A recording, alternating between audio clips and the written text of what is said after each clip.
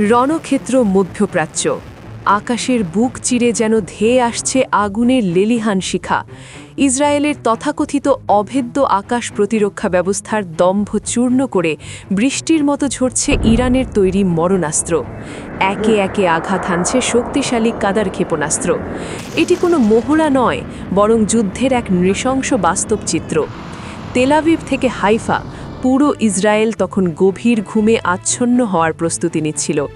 কিন্তু হঠাৎ ইশারা মিলল যমদূতের।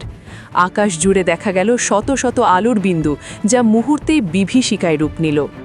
ইরানের ইসলামী বিপ্লবী গার্ড বাহিনী তাদের অস্ত্রাগারের সবচেয়ে বিধ্বংসী কাদার ব্যালিস্টিক ক্ষেপণাস্ত্রগুলো একের পর এক অবমুক্ত করল। 2000 কিলোমিটার দূর থেকে ছুটে আসা এই ক্ষেপণাস্ত্রগুলো যখন ইসরায়েলি আকাশ সীমায় পৌঁছল, তখন আয়রন ডোম আর এরো ডিফেন্স সিস্টেমগুলো যেন খেই হারিয়ে ফেলল। কিন্তু আসল টুইস্ট ছিল লক্ষ্যবস্তুতে। সবাই ভেবেছিল হামলা হবে হয়তো কোনো জনশূন্য মরুভূমিতে, কিন্তু না, ইরানের লক্ষ্য ছিল অনেক গভীরে। হাইফার বিশাল আকার তেল শোধনাগারগুলোতে যখন কাদার ক্ষেপণাস্ত্র আছড়ে পড়ল, তখন মনে হচ্ছিল যেন আকাশ থেকে সূর্য নিচে নেমে এসেছে।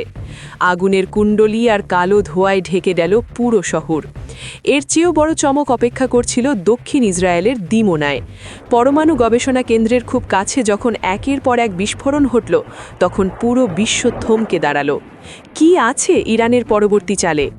আরাদ ও দিমোনা শহরে আহতের সংখ্যা যখন 180 ছাড়িয়ে গেল, তখন ইসরায়েলি সেনাপতির কণ্ঠেও ভয়ের সুর।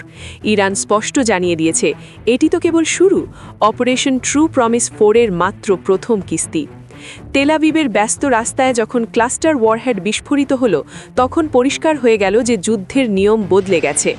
এখন আর কেবল হুমকি নয়, ধ্বংসের নতুন এক মহাকাব্য লিখছে তেহরান।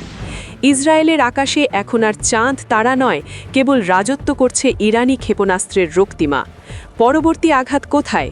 সেই প্রশ্নের উত্তর এখন কেবল সময়ের হাতে।